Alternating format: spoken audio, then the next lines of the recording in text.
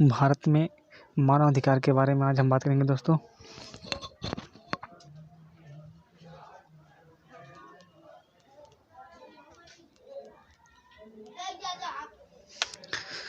दोस्तों देखो, मैं सुरेश कुमार हूँ। आज आप लोगों के लिए लेकर आया हूँ भारत में मानव के अधिकार से जो मानव अधिकार भारत में कब से लागू हुआ है और ये कब से लागू हो गया है, कब से मानव के अधिकार क्या है, भारत में मानव के क्या क्या अधिकार हैं, मूलभूत अधिकारों के बारे में आज हम चर्चा करेंगे। ठीक है, तो सबको पता है कि द्वितीय विश्व युद्ध की समाप्ति के बाद सन 1948 में 48 देशों के समूह ने समूची मानव जाति के मूलभूत अधिकारों की व्याख्या करते हुए एक चार्टर पर हस्ताक्षर किए थे, जिसमें ये माना गया था कि व्यक्ति के मानवाधिकारों की जो कीमत जो है हर मतलब कि जो व्यक्ति की मानवाधिकार है, मानव के जो अधिकार हैं उनकी हर हाल में रक्षा करनी चाहिए। ठीक है, इसमें ऐसा ही माना गया था कि मतलब जो रखा गया था मानव जो अधिकार रखे गए थे, इनकी जो शर्तें थी उसमें हर हाल में इस बात पर डिपेंड था कि हर हाल में मानव की रक्षा हर किसी भी कीमत पर मानव की रक्षा की जानी चाहिए। भारत में भी इस पर सहमति जताते हुए संयुक्त राष्ट्र के इस चार्टर पर हस्ताक्षर किए। हालांकि देश में मानवाधिकारों से जुड़ी एक स्वतंत्र संस्था बनाने में 45 वर्ष लग गए और तब कहीं जाकर के 1993 में NHRC अर्थात राष्ट्रीय मानवाधिकार आयोग अस्तित्व में आया, जो समय समय पर मानवाधिकारों के हनन के संदर्भ में केंद्र तथा राज्यों को अपनी अनुशंसाएं भेजता है। वर्तमान समय में देश में जिस तरह का माहौल आए दिन देखने को मिलता है, ऐसे में मानवाधिकार और उससे जुड़े आयामों पर महत्वपूर्ण चर्चा होती है। देश भर में मॉब ब्लीचिंग की घटनाएं मुजफ्फरपुर जो बिहार में है, बिहार के जो मुजफ्फरपुर ज़िला है उसके तुरंत बाद में उत्तर प्रदेश के देवरिया ज़िला में, ठीक है, शेल्टर होम की जो बच्चियां थी उनके साथ विभत्स कृत्य देश में मानवाधिकारों की धज्जियां उड़ाते हुए नज़र आ रहा है। कई विवादास्पद घटनाएं हैं, जिससे ऑपरेशन ब्लू स्टार के बाद उससे उत्पन्न दंगे ऑपरेशन ब्लू स्टार के बाद में कई दंगे उत्पन्न हुए। साहिबानो मामले के बाद मौलानों में भड़की कई विरोध की चिंगारी, बाबरी मस्जिद ध्वस्त होने के बाद देश भर में बहुत दंगे हुए, गुजरात में हिंदू मुस्लिम दंगे हुए, कश्मीर में आए दिन हो रहे दंगे इत्यादि के समय भी देश के नागरिकों में मानवाधिकार का हनन किसी से छिपा नहीं है। हालांकि ऐसे मसले हमें देखने को मिल जाते हैं जब मानवाधिकारों के उल्लंघन का गंभीर मुद्दा उठाते हुए NHRC अपने कर्तव्यों का बखूबी पालन करता है, लेकिन फिर भी NHRC अन्य कई मामलों पर अपनी अनुशंसाएं देने में खुद को लाचार पा रही है। तो क्या इसे एक निष्प्रभावी संस्था मान लिया जाए? लिहाजा सवाल यहाँ पे ये उठता है कि इस लाचारी के क्या कारण हैं? क्या इस लाचारी का कोई समाधान है? इस लेख के माध्यम में हम इन्हीं सवालों के जवाब तलाशने की कोशिश करेंगे। ठीक है, तो आज दोस्तों, आप देख लो, यहाँ पे पता करते हैं कि मानवाधिकार आखिर में है क्या। ठीक है, आज चर्चा करने जा रहे हैं इस पर कि मानवाधिकार क्या है। ठीक है, तो देखो, मानवाधिकार के बारे में हम बात कर रहे हैं। तो मानवाधिकार एक वाक्य में कहे तो मानवाधिकार हर व्यक्ति का नैसर्गिक या प्राकृतिक अधिकार है। ठीक है, इसके दायरे में जीवन, आज़ादी, बराबरी, सम्मान का अधिकार आता है। इसके अलावा गरिमामय जीवन जीने का अधिकार, राजनीतिक, सामाजिक, आर्थिक और सांस्कृतिक अधिकार भी इसमें शामिल है। तो संयुक्त राष्ट्र द्वारा अपनाए गए मानवाधिकार संबंधी घोषणा पत्र में भी कहा गया था कि मानव के बुनियादी अधिकारी किसी भी जाति, धर्म, लिंग, समुदाय, भाषा, समाज आदि से, ठीक है, इतर होते हैं। रही बात मौलिक अधिकारों की, तो ये देश के संविधान में उल्लिखित अधिकार है। ठीक है, ये अधिकार देश के नागरिकों को किन्हीं भी परिस्थिति में, ठीक है, देश में निवास कर रहे सभी लोगों को प्राप्त है, चाहे वो पूरे अच्छे एरिया में रहे, चाहे वो किसी शहर में रहे, चाहे किसी गांव में रहे, चाहे किसी जंगल में, लेकिन सबको मानव अधिकार प्राप्त है। ठीक है, यहाँ पर एक बात और स्पष्ट कर देना उचित है कि मौलिक अधिकारों के कुछ तत्व जो है मानवाधिकार के भी अंतर्गत आते हैं। मौलिक अधिकार के कुछ जो तत्व हैं वो मानवाधिकार के अंतर्गत भी आते हैं, जैसे जीवन और व्यक्ति स्वतंत्रता का अधिकार। तो आज हम राष्ट्रीय मानवाधिकार आयोग जो है उसके बारे में, क्योंकि वहाँ पे मानवाधिकार कुछ आयोग चला गए थे, तो आज हम बात कर रहे हैं राष्ट्रीय मानव आयोग अधिकार के बारे में। ठीक है, तो भारत में जो है मानवाधिकार संरक्षण अधिनियम जो है 1993 इसके तहत राष्ट्रीय मानवाधिकार आयोग का गठन और राज्य मानवाधिकार आयोग के गठन की व्यवस्था करके मानवाधिकारों के उल्लंघनों से निपटने हेतु एक मंच प्रदान किया गया है, एक मंच तैयार किया गया है। ठीक है, तो आ जाओ उसके बारे में थोड़ा सा आगे बढ़ते हैं, आगे पढ़ाई करते हैं। ठीक है, आपको बता दें इसके बारे में। तो भारत के मानवाधिकारों की रक्षा के संदर्भ में, ठीक है, राष्ट्रीय मानवाधिकार आयोग जो है देश की सर्वोच्च संस्था के साथ साथ में मानवाधिकारों का लोकपाल भी है। उच्चतम न्यायालय के पूर्व मुख्य न्यायाधीश इसके अध्यक्ष होते हैं। यह राष्ट्रीय मानवाधिकारों के वैश्विक गठबंधन का हिस्सा है। साथ ही राष्ट्रीय मानवाधिकार संस्थानों के एशिया पैसिफिक फोरम का संस्थापक सदस्य भी है। NHRC को मानव अधिकारों के संरक्षण और संवर्धन का अधिकार जो है प्राप्त है। तो आ जाओ दोस्तों, फिर और अगला पढ़ते हैं, अगला स्टेप क्या है इसमें। तो मानव अधिकार जो है संरक्षण अधिनियम 1993 की धारा 12 के जा पॉइंट में, ठीक है, जा भाग में यह परिकल्पना भी की गई है कि NHRC समाज के विभिन्न वर्गों के बीच में मानव अधिकार साक्षरता का प्रसार करेगा और प्रकाशनों, मीडिया, सेमिनारों तथा अन्य उपलब्ध साधनों के जरिए इन अधिकारों का संरक्षण करने के लिए उपलब्ध सुरक्षा उपायों के बारे में जागरूकता भी बढ़ाएगा। ठीक है, तो इस आयोग ने जो देश के आम नागरिकों, बच्चों, महिलाओं, वृद्धजनों के मानवाधिकारों और फिर LGBT समुदाय के लोगों की अधिकारों की रक्षा के लिए समय समय पर अपनी सिफारिशें सरकार तक पहुंचाई हैं और सरकार ने कई सिफारिशों पर अमल करते हुए संविधान में उपयुक्त संशोधन भी किए गए हैं, कई संशोधन भी किया गया है अभी जल्दी में ही। ठीक है, तो NHRC के बारे में आप अभी पढ़े हैं ना आप लोग। NHRC जो है वो क्या है, HNRC जो है NHRC उसके काम क्या है, क्या उसके कार्य हैं।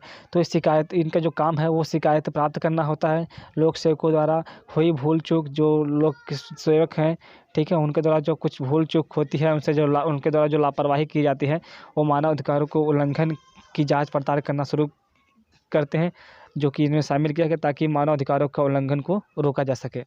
तो एक हम आपको बता दें तो एक आंकड़े के अनुसार अप्रैल 2017 से लेकर के अब दिसंबर 2017 की दौरान जो है लगभग 61,532 मामले जो है विचार हेतु दर्ज किए गए और आयोग ने लगभग 66,532 मामलों का निपटारा भी करवा दिया। इस अवधि के दौरान आयोग द्वारा नागरिक और राजनीतिक अधिकारों, सामाजिक और सांस्कृतिक अधिकारों के कथित उल्लंघन के मामले जो है 49 मामले की मौके पर जांच की गई। कैदियों की जीवन दशाओं का अध्ययन भी इसमें जिसमें जो है कैदियों की जीवन दशाओं का अध्ययन करना, न्यायिक हिरासत एवं पुलिस हिरासत में हुई मृत्यु की जांच पड़ताल करना भी आता है, जो NHRC का काम है ना दोस्तों, इसी की बात बता रहे हैं हम। ठीक है, NHRC का जो कार्य है कि वो कैदियों के जीवन की जो है दशाओं की अध्ययन करेगा, न्यायिक हिरासत और पुलिस हिरासत में जो मृत्यु हो जाती है ना, उसकी जाँच पड़ताल करना भी आयोग के कार्य क्षेत्र में शामिल है। साथ ही NHRC मानवाधिकार से संबंधित अंतर्राष्ट्रीय संधियों एवं अन्य संबंधित अभिसमयों एवं दस्तावेजों का अध्ययन तथा उनके प्रभावी अनुपालन की सिफारिश भी करता है।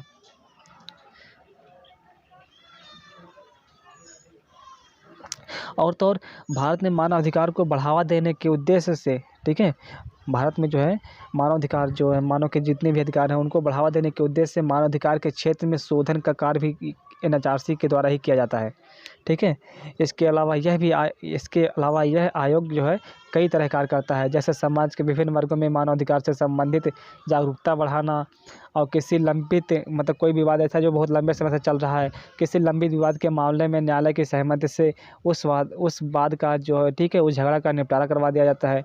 लोक सेवकों द्वारा किसी भी पीड़ित व्यक्ति या उसके सहायतार्थ किसी अन्य व्यक्ति के मानवाधिकारों के हनन के मामलों की सुनवाई भी करवाता है। शिकायत की जो है सुनवाई करवाता है NHRC, और मानसिक अस्पताल यानी दिमागी जो अस्पताल होते हैं तथा किसी अन्य संस्था में कैदी के रूप में रह रहे व्यक्ति के जीवन की स्थितियों की जांच की व्यवस्था करती है NHRC।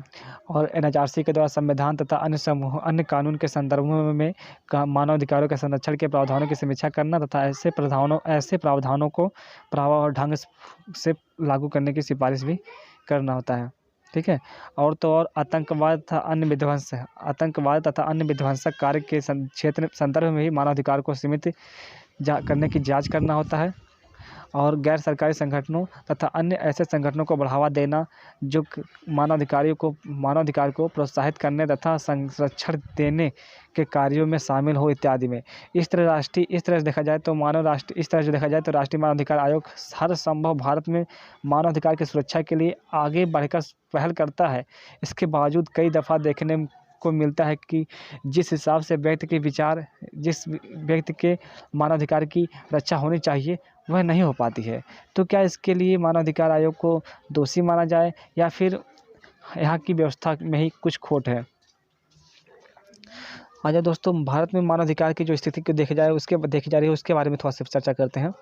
तो भारत में मानवाधिकार की स्थिति जो है देश के विशाल आकार और विविधता, ठीक है, देश की विशाल आकार और विविधता, विकासशीलता एवं संप्रभुता संपन्न धर्मनिरपेक्ष लोकतांत्रिक गणतंत्र के रूप में इसकी प्रतिष्ठा तथा पूर्व में औपनिवेशिक राष्ट्र के रूप में इसके इतिहास के परिणाम स्वरूप भारत में मानवाधिकारों की परिस्थिति एक प्रकार से जटिल हो गई है। भारत का संविधान मौलिक अधिकार जो है प्रदान करता है, जिसमें धर्म की स्वतंत्रता भी निहित है।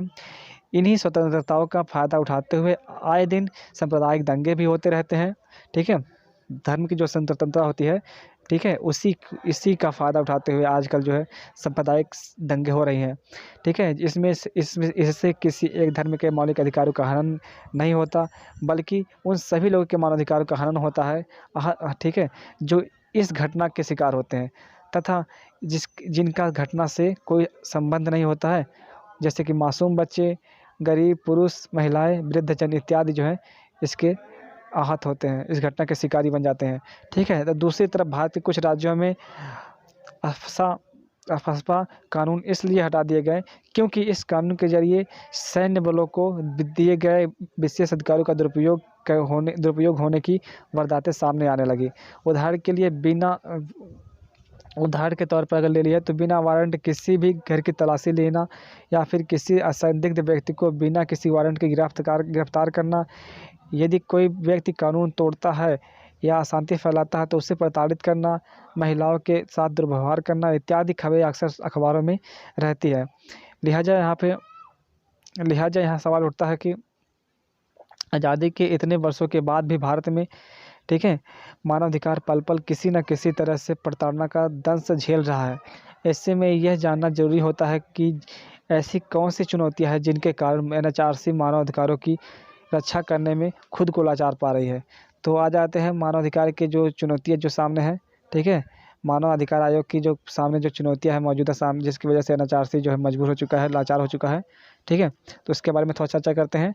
तो केंद्र सरकार तथा राज्य सरकार आयोग की सिफारिश मानने के लिए बाध्य नहीं है।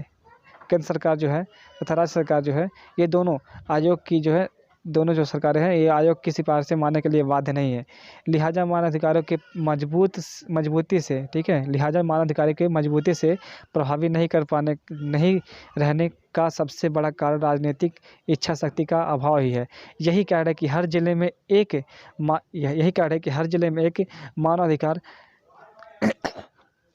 मानवाधिकार न्यायालय की स्थापना तथा प्रावधान कागजों पर ही रहा है। वहीं दूसरी तरफ राज्य मानवाधिकार आयोग केंद्र में जवाब तलब नहीं कर सकता। इसका मतलब यह हुआ कि सशस्त्र बल उनके दायरे से बाहर है। यहाँ तक कि राष्ट्रीय आयोग ने भी सशस्त्र बलों पर मानवाधिकार के हनन के आरोप लगाने पर केंद्र से जो है महज रिपोर्ट मांग सकता है, जबकि गवाहों को बुला नहीं सकता। ठीक है, तो इनकी जांच पड़ताल पूछताछ नहीं कर सकता है। साथ ही आयोग के पास मुआवजा दिलाने के लिए सक्रियता तो है, लेकिन आरोपियों को पकड़ने की दिशा में जांच पड़ताल करने का अधिकार नहीं है। तो सरल शब्दों में अगर कहें तो आज भी मानव अधिकार जो है आयोग के पास सीमित शक्तियाँ हैं। तो मानव अधिकार संरक्षण कानून के तहत आयोग उन शिकायतों की जांच नहीं कर सकता जो घटना होने के 1 साल बाद दर्ज कराई गई हो। ठीक है, यानी कि जब भी कोई घटना होता है तो आपको बहुत ही जल्दी जाकर के, ठीक है, वो जो घटना घटती है आपके साथ में या फिर जो कुछ हुई था, आपको 1 साल के अंदर ही घटना का जो है कार्रवाई, घटना पे जो अगर कार्रवाई करवा रहे हैं तो ठीक है, करना 1 साल के अंदर हो जाए तो सबसे बेस्ट रहेगा। ठीक है। लिहाजा अनेक शिकायतें बिना जांच के ही रह जाती है।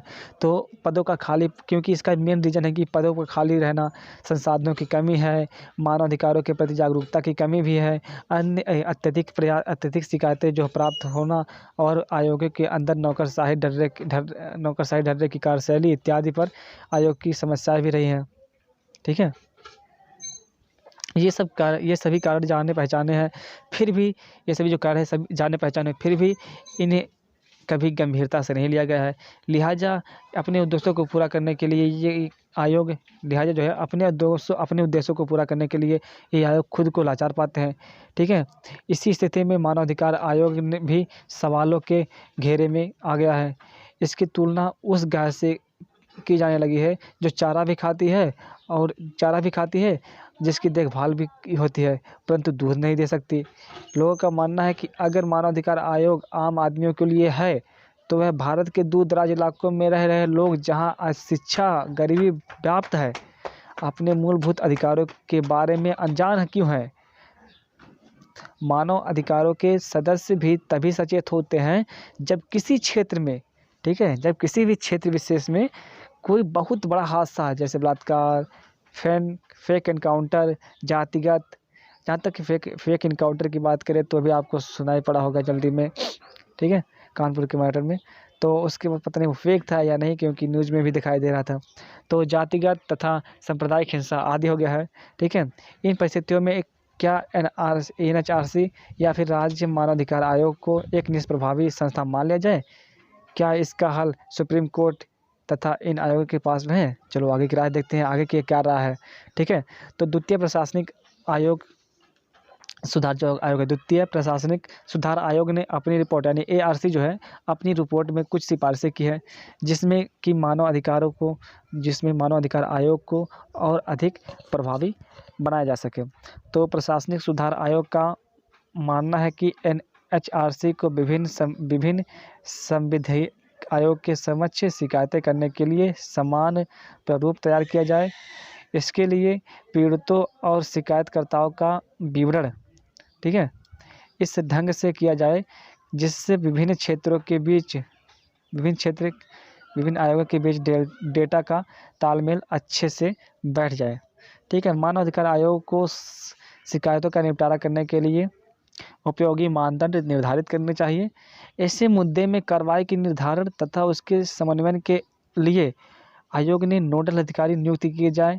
ठीक है, आयोग में जो है नोडल अधिकारी नियुक्त किया जाए और कार्रवाई को अधिक सफल बनाने के लिए प्रत्येक संवैधानिक आयोग के अंदर एक आंतरिक पद्धति विकसित की जाए। ठीक है, तो इससे हो सकता है भला। तो केंद्र सरकार तथा राज्य सरकार दोनों को गंभीर अपराधों से निपटने के लिए सक्रियता के कदम उठाने चाहिए। भाई उठा भी जा रहा है, अगर यूपी की बात करें तो उठा भी जा रहा है कि जितने भी गंभीर अपराध हो रहे हैं उसके लिए जो है बहुत गंभीर कदम भी उठाया जा रहा है सक्रियता के साथ में। तो आपको पता है, जल्दी में आपने सुना है कई कांड ऐसे हुए हैं जिनका तुरंत ही माननीय मुख्यमंत्री योगी आदित्यनाथ के द्वारा जल्द ही उसका सक्रियता के साथ में कदम उठाया गया, उसका निपटारा कर दिया गया है। इसके लिए तो ठीक है, आगे बताते हैं आपको। इसके लिए सरकारें मानवाधिकार आयोग की सहायता भी ले सकता है। भीड़ तंत्र को लेकर भी सरकार को सख्त कानून अपनाने की ज़रूरत है। साथ ही सरकारों तथा मीडिया को गंभीर मसले के साथ साथ आम मसलों पर भी उदासीनता को त्यागने की दरकार है। ठीक है, तो स्वयं राष्ट्रीय मानवाधिकार आयोग सहित संबद्ध राज्य आयोगों का भी यह कर्तव्य होना चाहिए कि वह देश के संजीदा मामले पर ठीक है, अपनी मौजूदगी जताकर उन समस्याओं का समाधान खोजने में सरकार की सहायता करें जो उनके अधिकार क्षेत्र के अंतर नहीं आते हैं। तभी सही मायने में देश में मानवाधिकारों की रक्षा हो पाएगी। तब जब सभी संस्थाएं मिलजुल करके देश की एकता अखंडता को बरकरार रखने में एक दूसरे का सहयोग करेंगे। ज़रूरत है तो सिर्फ एक नेक पहल की। ठीक है, तो दोस्तों ये हुआ यहाँ पे ख़त्म। इससे कुछ क्वेश्चन बन रहे हैं, ठीक है, जो हमारा यूपीएससी के पेपर में आने वाला है। ऐसे क्वेश्चन जो मेंस की तैयारी कर रहे हैं बच्चे, उनके लिए आएगा ये क्वेश्चन। ये सब मान के चलो 100% ये क्वेश्चन आने ही वाला है। ठीक है, आज भी आम नागरिक, देखो इससे क्वेश्चन इससे पूछा जाता है यूपीएससी में कि आज भी आम नागरिक जिस समस्याओं का सामना कर रहे हैं, क्या राष्ट्रीय मानव अधिकार आयोग उनका समाधान निकाल कर उनके मानव अधिकारों की रक्षा कर पाने में सफल हो पाया है या नहीं। ठीक है, इसके उत्तर के समर्थन में आप थोड़ा बहुत मुझे कमेंट में लिख के ज़रूर बताइए। ठीक है, तो ठीक है दोस्तों।